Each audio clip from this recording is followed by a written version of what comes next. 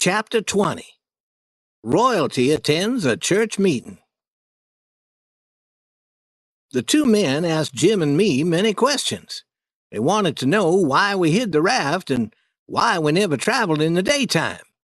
Traveling at night was far more difficult and dangerous than traveling during the day, and they suspected that we were hiding for some reason.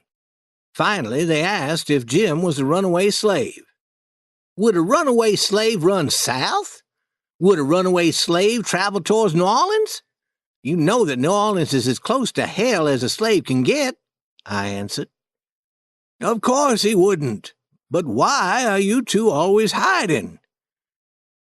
My family lived in Missouri where I was born. Everyone died except for my pap and my brother Ike and me. We were traveling down to New Orleans to live with my Uncle Ben when a large boat hit our raft. My pap and my brother drowned. Only our slave Jim and I escaped. The following day, several people came out to our raft to try to take Jim, saying that they believed that he was a runaway slave. For this reason, we don't travel in the daytime anymore. At night, no one notices us.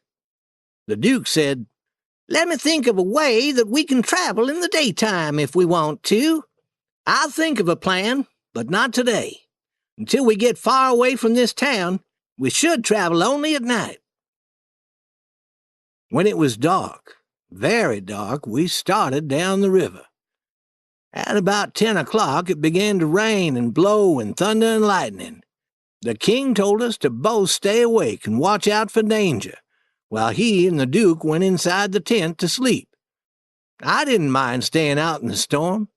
How the wind screamed! And every few seconds the lightning would light up the waves in the river, and then would follow the whack, boom, boom, boom, boom, boom, boom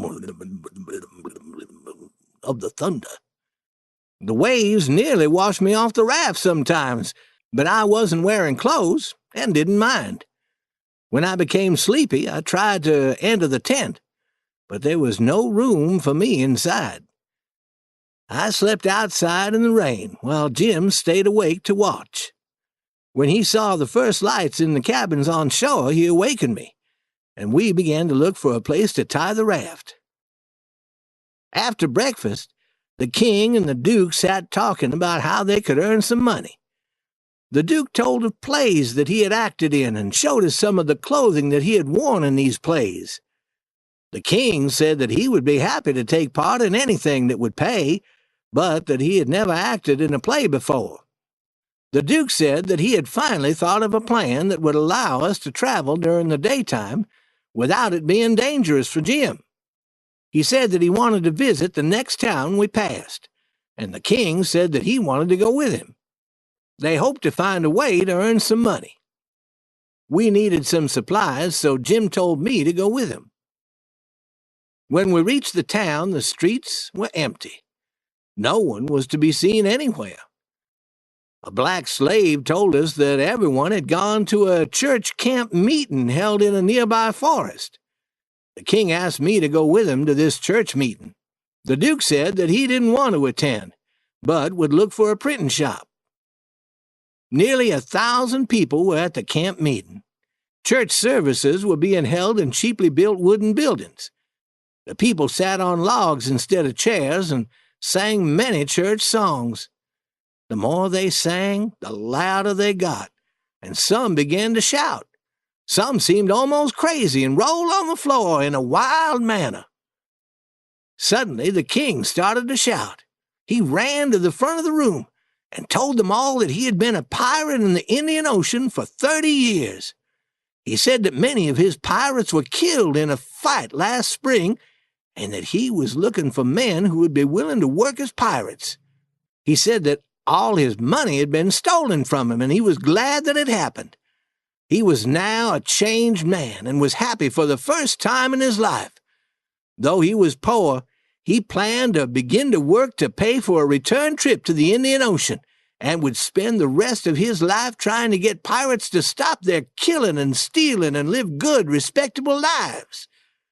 He said that he could do this better than anyone else because he knew all the pirates in the Indian Ocean, and each time that he helped a pirate, he planned to say, "Don't thank me, thank the good people who live in Polkville, whom I met at a church camp meeting."